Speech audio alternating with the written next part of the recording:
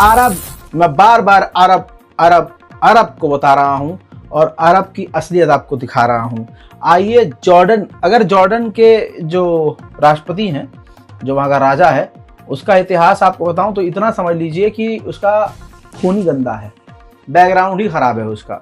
यहूदी औरतें उसके आसपास रहती हैं, बताया जाता है कि यहूदियों से उसकी रिश्तेदारी है। इस पर खैर आगे की टिप्पणी मुझे नहीं करनी है, लेकिन अब आपको वो खबर बतानी है कि मैं जॉर्डन का नाम क्यों ले रहा हूँ। हुआ क्या है, जॉर्डन में गाजा के सपोर्ट में इजराइल के खिलाफ प्रदर्शन हो रहा था, और वहां तो प्रदर्शन होना बनता है भाई, वो तो पड़ोसी है ना। तो जॉर्डन की गवर्नमेंट, मैंने आपसे क्या कहा हमेशा कि जो जॉर्डन है, अरब हैं, इनकी जो गवर्नमेंट है, जो राजा बादशाह हैं, वो गंदे हैं, आवाम गंदी नहीं है, वहां की जमीन गंदी नहीं है। आवाम तो पूरी तरह से गाजा फिलिस्तीन के साथ है, लेकिन बादशाह ज्यादा खतरनाक होती है। तो जॉर्डन में हो रहा था इजराइल के खिलाफ गजा फिलिस्तीन के समर्थन में बड़ा प्रदर्शन, जिसके अंदर जॉर्डन की पुलिस, जॉर्डन की मिलिट्री अपने ही लोगों पर लाठीचार्ज कर रही थी, गिरफ्तार कर रही थी। पहले ये जॉर्डन के अंदर प्रदर्शन देखिए, फिर आपको बताता हूं खेल।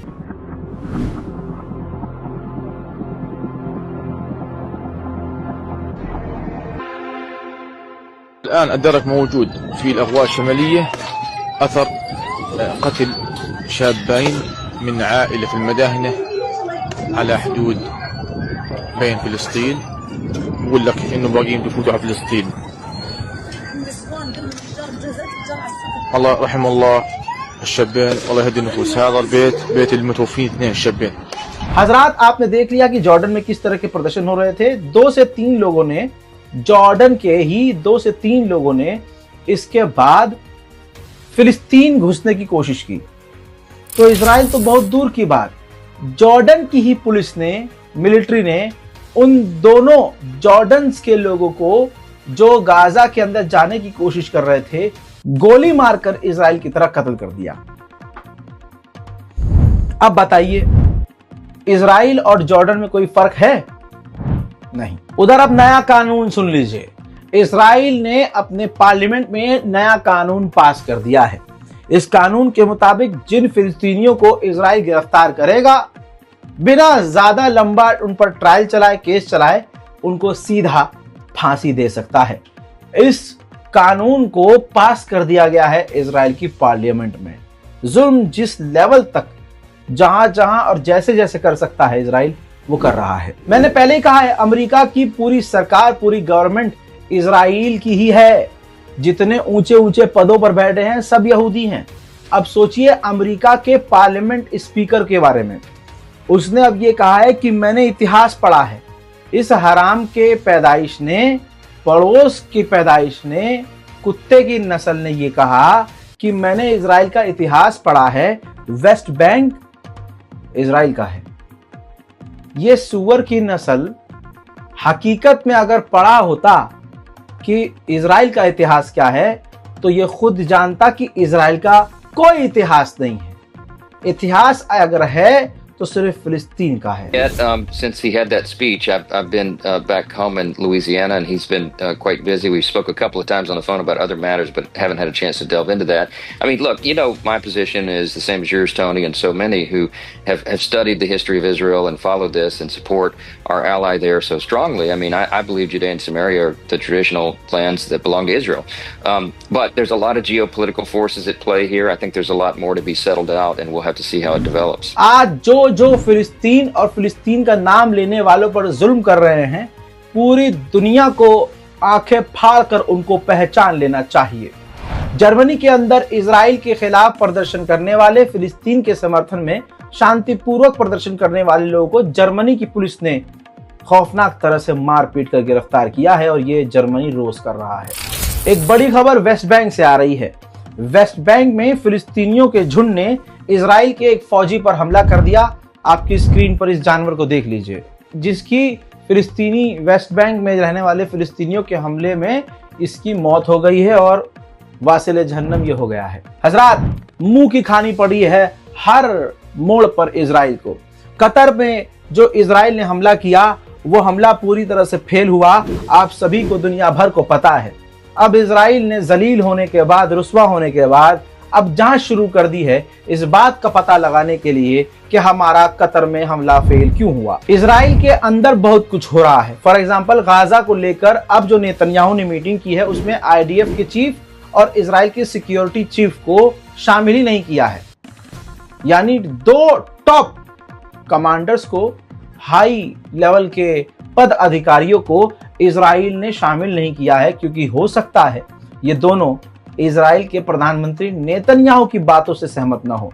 इससे पहले भी जितने जो इजराइल के आईडीएफ के जो हेड बदले हैं या दूसरे अधिकारियों को नेतन्याहू ने बदला है, यही मामला था कि वो लोग नेतन्याहू की बात से राजी नहीं थे। जबरदस्ती की जंग बढ़ाना, कुर्सी के लिए जंग को फैलाना, इन सब चीजों को पिछले अधिकारी समझ गए थे। उधर हमास ने दावा किया है कि इजराइल के खतरनाक हमलों में 2 इजरायली जो कैदी थे हमारे, उनसे हमारा कांटेक्ट टूट चुका है। लिहाजा हम इजराइल से मांग करते हैं कि इसी वक्त बमबारी बंद करे ताकि हम दोनों इजरायली कैदियों को ढूंढ सके। नेतन्याहू यानी इजराइल डोनाल्ड ट्रंप को कंट्रोल कर रहा है। यह बात यूरोप और वेस्ट में इतनी फैल चुकी है, इतनी बात आ गई है कि अब नेतन्याहू को सफाई देनी पड़ी है।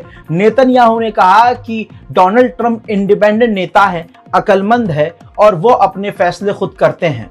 जिस तरह से झूठ है कि मैं उन्हें कंट्रोल करता हूं।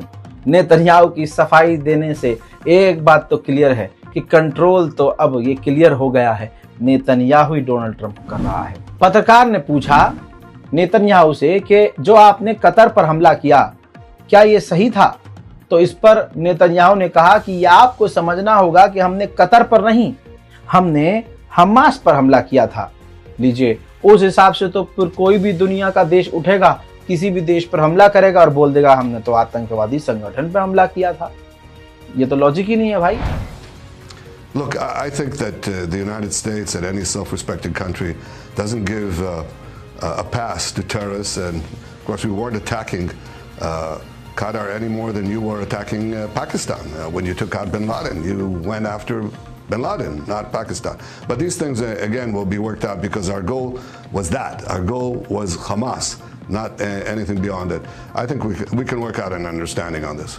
In any case, I don't think it's, I think it's common sense. Everybody understands that. But even those who protest against it. 150 artist ने लिखित में जर्मनी और फ्रांस से मांग की है जो फ्लोटिला गजा की तरफ जा रही है उसको बचाया जाए, उस पर हमला ना हो, ये इंश्योर किया जाए। पल पल धीरे धीरे फ्लोटिला का काफिला बढ़ता जा रहा है और गजा की तरफ पहुंच रहा है। अब धीरे धीरे कई फ्लोटिला में जहाज शामिल हो रहे हैं, उसका ताजा मंजर मैं आपको दिखा दूं।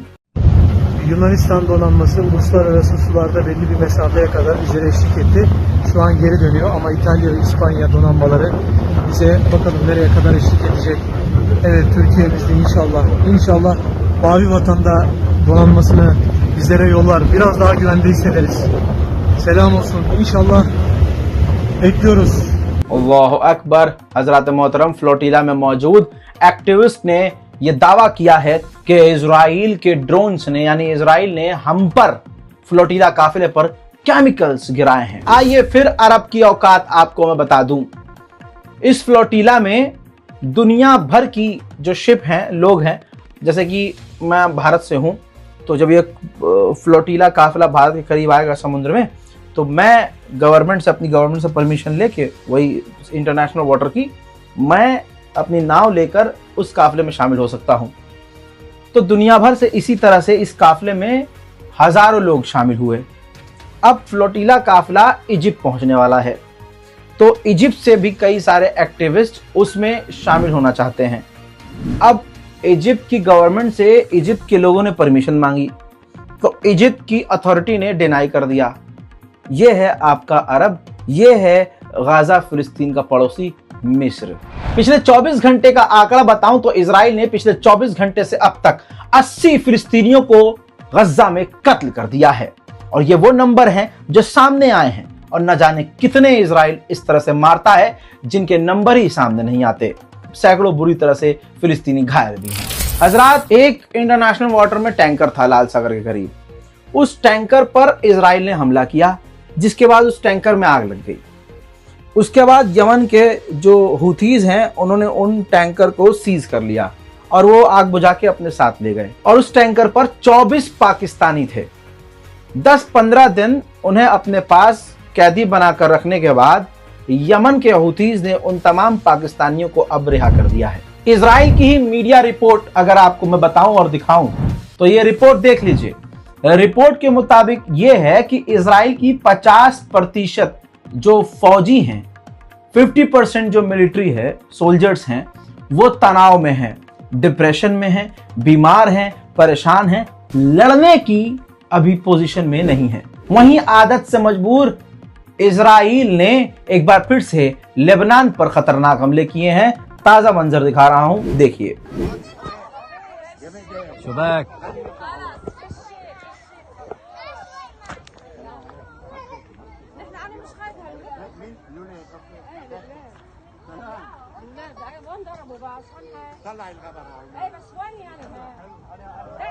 يا اسمع الصوت.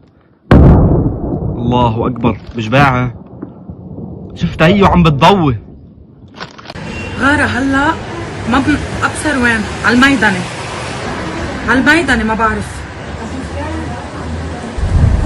आ गई ना वही बात जो आपके इस छोटे भाई ने कही थी। भाई सीरिया पूरी तरह से अमेरिका का पिछवाड़ा चाट रहा है। जोलानी इजराइल के आगे लेटने को तैयार है, लेकिन हुआ क्या भाई, इजराइल को इन्होंने गोलान हाइट दे दिया। जोलानी ने इजराइल को कई इलाके दे दिए कि भाई बना लो, बफर जोन बना लो, लेकिन शांति कर लो। जोलानी ने यह भी कह दिया कि भाई आपकी शर्तों पर हम डील करने को राजी हैं। अभी मैंने कल ही समझाया था कि जोलानी एक एक चीज के लिए जैसे जैसे राजी होता रहा, इजराइल उसके ऊपर चढ़ता रहा कि नहीं हम तो ये भी करेंगे, हम तो ये भी करेंगे, हम तो ये भी करेंगे। आज जाकर जोलानी के विदेश मंत्री यानी सीरिया के विदेश मंत्री ने कहा कि इजराइल से डील होना मुश्किल है क्योंकि वो हमारी बात सुन नहीं रहा और सीरिया के अंदर घुसकर रेड कर रहा है और कब्जा कर रहा है, घुसपैठ कर रहा है। यही बात जैसे ही जोलानी की सरकार बनी मैंने तभी कह दी थी और आप सभी इस बात के गवाह हैं। जर्मनी की पुलिस क्या कर रही है, किस तरह से फिलिस्तीनी समर्थकों को मार पीट रही है, वो तमाम चीजें होने के बावजूद आंकड़े बता रहा हूं, 1 लाख जर्मन लोग फिलिस्तीन के लिए सड़कों पर उतरकर खौफनाक प्रदर्शन कर रहे हैं।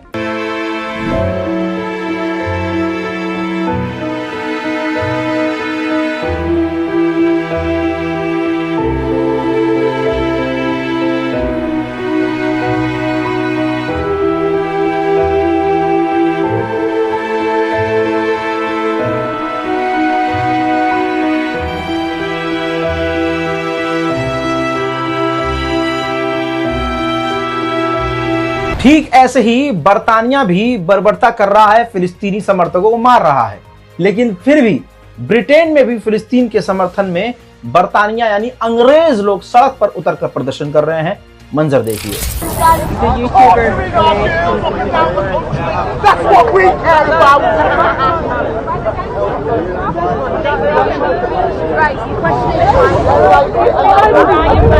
उधर नेतन्याहू ने फिर अपना झूठ दोहराया है, कहा है कि गाजा के अंदर कोई भूखमरी नहीं है और हम वो सब कुछ कर रहे हैं जिससे आम लोगों की मौत ना हो।